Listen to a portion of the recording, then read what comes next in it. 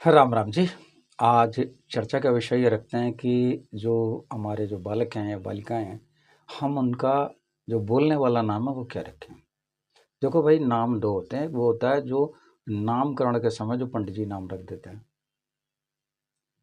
वो होता है नक्षत्र के आधार पे। 24 घंटे का एक नक्षत्र हुआ, उसके 4 चरण यानी 4 भाग कर लिए। 6 घंटे का एक चरण होता है, तो उसमें एक अक्षर दे दिया उन्होंने। उसका उपयोग कब किया जाएगा? उसका उपयोग किया जाएगा विवाह के समय।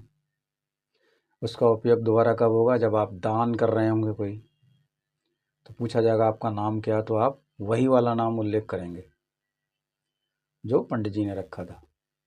साथ में अगर आपको अपना गोत्र बताया तो गोत्र भी बताएंगे, तब काम में आएगा वो। या जैसे हम किसी व्यक्ति का श्राद्ध कर रहे हैं मृत्यु उपरांत, तो भी वही नाम चलेगा।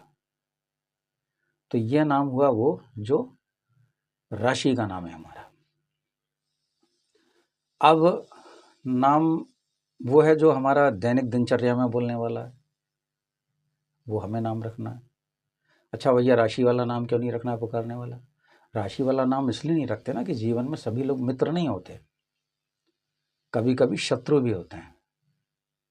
तो वो शत्रु हम पर कोई ऐसी बाधा का प्रयोग ना कर दे जिसो जो दिखाई देने वाली नहीं है। अदृश्य बाधा का हम पे कोई अगर कोई उपचार कर देता है, जैसे अभिचार कर्म कहते हैं, तो हमको हानि होगी, तकलीफ पूरी होगी। डॉक्टर के पास जाएंगे तो कुछ कुछ निकलेगा ही नहीं,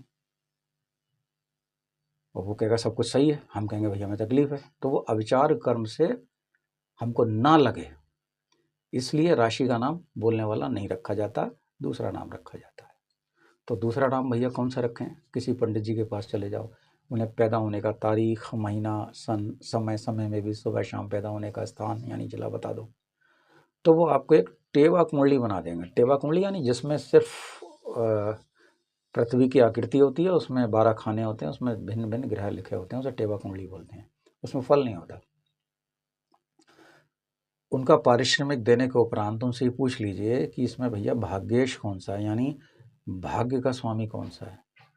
लगन से नवम भाव जो होता है उसे भाग्येश बोलते हैं। अगर उस पर आधारित नाम रख दोगे तो भाग्य में जो कुछ भी पीछे लिखा होगा वो हम उसे आसानी से प्राप्त कर पाएंगे। उदाहरण के द्वारा समझो, जैसे मैं बरेली में रहता हूँ और ऐसे क्षेत्र में रहता हूँ जहाँ जमीन में 20 फुट या 30 फुट पर जल है, तो मुझे कम परिश्रम करके जल उपलब्ध हो जाएगा। मैं नल भी लगाऊंगा ना तो मेरे पास जल में आसानी से ले सकता हूँ। अब मेरा जन्म मान लो राजस्थान में होता, तो वहाँ तो जल भूमि में बहुत नीचे है, वहाँ नल काम ही नहीं करेगा, वहाँ तो कोई और विधि काम करेगी जो वहाँ प्रचलित हो रही होगी। तो ये भाग्य आधारित हमारा नाम हुआ। दूसरा, जीवन में ये कलयुग है, इसमें धन का बहुत महत्व है। तो जीवन में लाभ हमारे बराबर आता रहे, लाभ आता रहे, इसलिए हम लाभेश यानी लगन से जो एकादश भाव है उसका नाम रख देते हैं। मान लो जरा देर के लिए किसी की सिंह लगन है, यानी 5 नंबर वाली लगन, तो उसका एकादश भाव जो होगा वो 3 नंबर होगा, यानी मिथुन, मिथुन राशि वाला होगा भाव। तो हम किसी का नाम मिथुन राशि पे रख दें, आद्रा नक्षत्र को छोड़ दें क्योंकि वो राहु का नक्षत्र है, तो वहाँ हम अगर रख दें तो वो आसानी से धन को प्राप्त कर पाएगा। जो हमारे भाग्य में है वो हम प्राप्त कर पाएंगे। अब सिंह लगन का ही उदाहरण देते हैं, उससे दूसरा भाव हुआ 6 नंबर, यानी हम उसका नाम कन्या राशि से कुछ नाम रख दें तो हमें जीवन में आसानी से धन की प्राप्ति होती रहेगी। तो ये हम क्यों रख रहे हैं? जैसे मान लो मैं गेहूँ बोना चाहता हूँ, मैं पत्थरों में गेहूँ बो दूँ तो क्या आसानी से वो उगेंगे? नहीं। जो 2 पत्थरों की दराज में जो मिट्टी, अगर वहाँ कोई गेहूँ चला गया तो वहाँ तो उग जाएगा वो, लेकिन उसको संघर्ष बहुत करना पड़ेगा। अब हम ऐसी भूमि में गेहूँ बो रहे हैं जहाँ गेहूँ के लिए वो उपयुक्त है, हम उसकी देखभाल भी कर रहे हैं, समय समय पर पानी भी दे रहे हैं, देख रहे हैं, खाद भी दे रहे हैं उसके लिए, तो हमें अच्छा फल प्राप्त हो जाएगा। तो हमें जीवन में अच्छा फल प्राप्त हो जाए, इसलिए हम नाम ऐसा रखते हैं कि जो हमारे धन की भी उपलब्धता आसानी से करा सके और भाग्य की भी आसानी से उपलब्धता करा सके। कभी कभी मैंने देखा लोग बहुत ज्ञानवान होते हैं,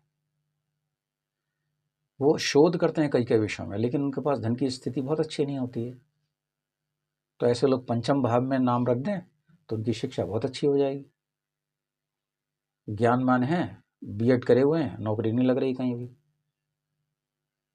बहुत बहुत संघर्ष करना पड़ रहा है, तो वही वो नाम रखो इस कलयुग में जिसमें कि भाग्य भी काम करे और धन की प्राप्ति भी होती है। वो नाम ना रखिए जो अपयश दिला चुके हों पूर्व में। जैसे रावण नाम है, अणा है उसके अंदर, अणा लगने वाला कोई नाम आसानी से रखता नहीं है। वैसे रावण शिव जी का परम भक्त थे, भक्त था, तीनों लोगों पे विजय प्राप्त कर ली, फिर भी इनका कोई नाम नहीं रखता। क्यों? उनके जीवन में गलती हो गई। जो असली सीता जी थी वो तो अग्नि में उन्होंने प्रवेश कर लिया, उनकी एक छाया यानी प्रतिरूप वहाँ रखा था, उसको वो ले गए और उसके कारण उनके पूरे खानदान का विनाश हो गया। इसलिए कोई रावण नाम अपने बालक का नहीं रखना चाहता। स्त्रियों में उदाहरण देख लो, सूपना का कोई नाम नहीं रखना चाहता क्योंकि उन्होंने रावण के खानदान का विनाश करा दिया, बात इधर की उधर करके। द्वापर में कंस हुए, कोई अपने बेटे का नाम कंस भी नहीं रखना चाहता। अच्छा, क्या कोई अपनी बेटी का नाम मंथरा रखना चाहता है? नहीं रखना चाहता। तो जो नाम अपयश दिला चुके हो वो नाम ना रखो।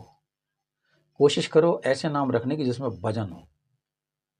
जैसे किसी का नाम मान लो राकेश है तो रा पे आकर डंडा है, वजन हो गया। रामा, रा पे भी वजन है, माँ पे भी वजन है। तो ऐसे जो वजनदार नाम है वो नाम रखने की कोशिश करो और देखो कि कौन कौन लोग प्रसिद्ध हो चुके हैं। जैसे प्रेम एक नाम है, पा में नहीं चढ़ा लगा है। मैं कम से कम 3-4 प्रेमों को जानता हूँ जिन्होंने प्रयास किए तो उनको उत्तम परिणाम मिले, और जिन्होंने प्रयास ही नहीं किया उनको उत्तम परिणाम कहाँ से मिलेगा। तो आज की चर्चा ये रहेगी हम नाम कैसे रखें। तो नाम, जो मेरी राय है वो ये है कि या तो बहुत प्रसिद्ध जो लोग नाम हैं उनके नाम पे नाम रखो। जैसे इंद्र है, सुख भी भोगता और नाम भी है, तो एक नाम हुआ इंदिरा, वो नाम बहुत प्रसिद्ध हुआ। जैसे इंद्रेश किसी का नाम रखो, फिर उसके हिसाब से प्रयास भी करो वैसा बनाने का।